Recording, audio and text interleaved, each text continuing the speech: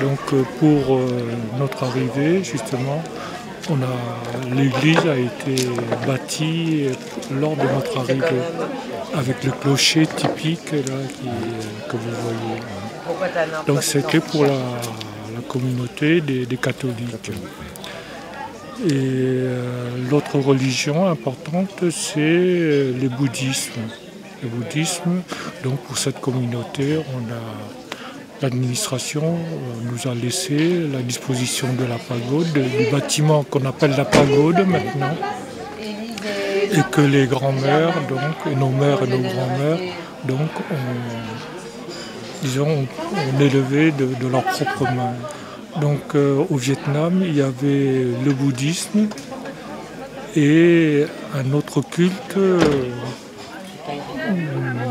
qui était pratiqué dans le nord Vietnam, qui s'est rattaché au bouddhisme, mais qui ont des pratiques et des rites qui sont différents.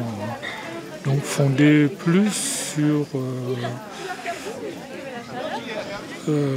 sur la croyance en des esprits. C'est ce qu'on appelle le culte des génies.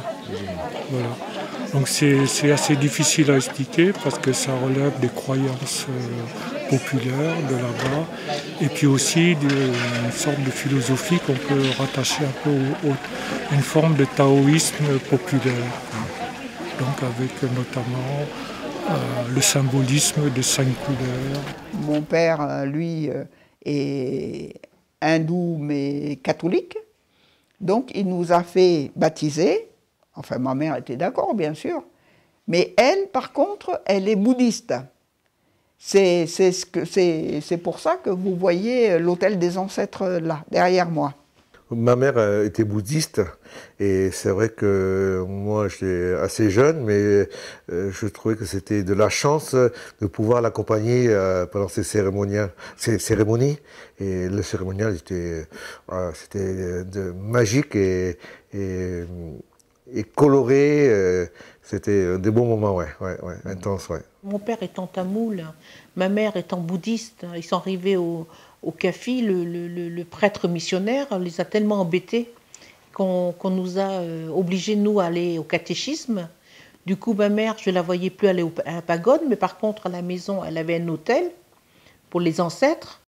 Je ne suis pas catholique, mais j'ai des souvenirs de ce passage obligé pour l'intégration. Allez hop, tout le monde au catéchisme.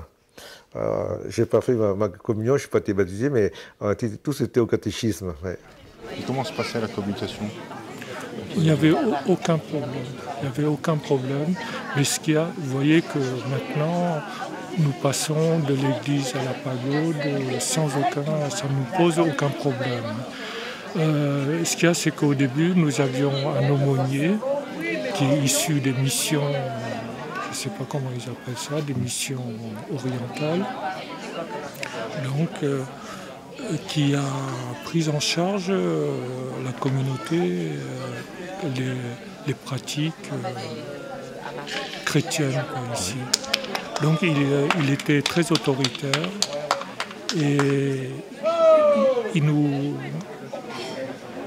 avait un préjugé contre les bouddhistes. Le père Viry, qui était missionnaire de Hue et qui nous a accompagnés jusqu'au CAFI de Sainte-Livrane, était un homme de terrain. Lui, ce qui l'intéressait, c'est de mettre tout le monde au catéchisme et à la religion chrétienne. Il détestait les bouddhistes. Il ne les acceptait pas, en fait. Il les appelait des diables. L'aumônier, lui, pour nous, il représentait l'administration, tout ce qui nous dirigeait, tous ceux qui nous dirigeaient. Donc il venait nous voir en nous disant que si on n'allait pas au catéchisme, enfin disait plutôt aux parents, on allait peut-être nous supprimer des aides.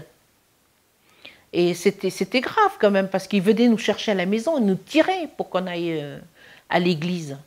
Dès que nous voyait un peu dans la rue, hop, toi, viens par ici, hop, à l'église, à la chapelle. C'est des bons moments, ça. Alors nos parents, pour ne pas avoir d'histoire avec le bureau administratif, ils nous disaient parce qu'ils avaient peur. Alors ils envoyaient les enfants. Ils ont poussé mes parents à nous faire baptiser. Donc il y avait des baptêmes en commun, vous voyez. Donc avec une marraine pour je ne sais combien d'enfants. Oui.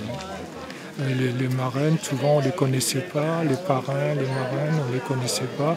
C'était des gens de l'extérieur, on le connaissait et du jour au lendemain, donc on savait que c'était nos parrains, nos marraines. Mais ça n'a pas duré très longtemps. Quand il y a une copine qui décède, qui est catholique, bon, elle va à la messe et elle prie comme tout le monde, quoi. C'est comme ça que j'étais étonnée. Je lui posais la question. Alors elle me dit, tu sais, que tu sois catholique ou bouddhiste ou une autre religion, il n'y a qu'un seul Dieu. Et c'est ce Dieu-là que tu pries. Peu importe la religion.